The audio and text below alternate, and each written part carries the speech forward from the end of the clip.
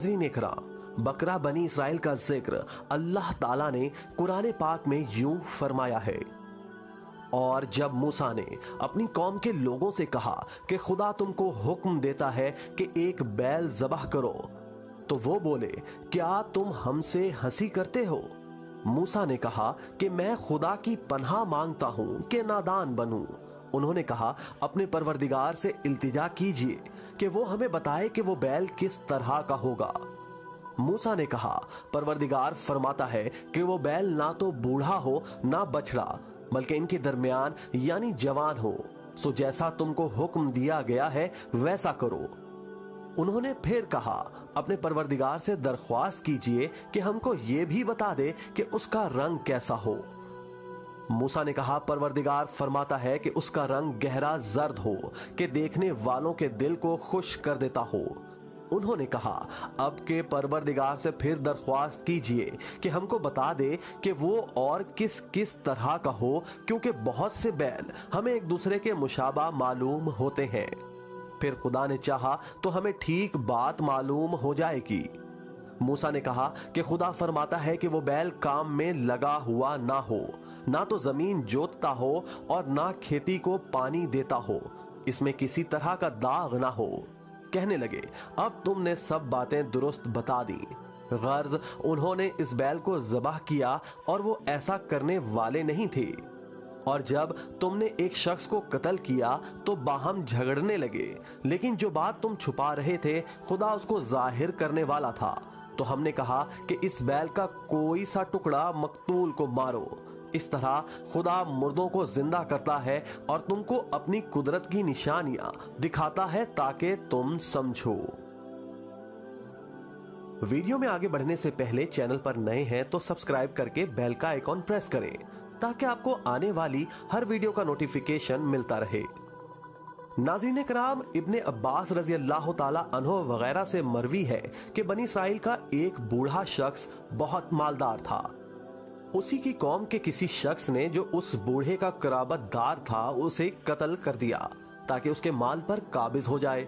जब दूसरे लोगों को इसका इल्म हुआ तो वो उस मकतूल के दरवाजे पर जमा हो गए और कातिल के बारे में कयास आराइयां करने लगे और आपस में झगड़ने लगे। तो किसी ने उनसे कहा कि अल्लाह के रसूल यानी मूसा अलैहिस्सलाम के पास क्यों नहीं जाते ताकि वो अपने परवरदिगार से दरियाफ्त करके तुम्हें कातिल का नाम और पता बता दें। चुनाचे जब वो लोग हजरत मूसा अलैहिस्सलाम के पास गए और सारा मामला उनके सामने रख कर उनसे दरख्वास्त की कि वो अल्लाह ताला से मालूम करके उस शख्स के कातिल के बारे में उन्हें बता दें, तो अल्लाह ताला के हुक्म से हजरत मूसा अलैहिस्सलाम ने उनसे कहा कि वो एक बैल ज़बह करें। लेकिन वो हजरत मूसा अलैहिस्सलाम से कहने लगे कि क्या वो उनसे मजाक करते हैं, यानी वो तो उनसे कातिल का नाम और पता मालूम करना चाहते थे। और हजरत मूसा अलैहिस्सलाम कहते हैं कि उनके परवरदिगार का हुक्म है कि वो एक बैल ज़बह करें।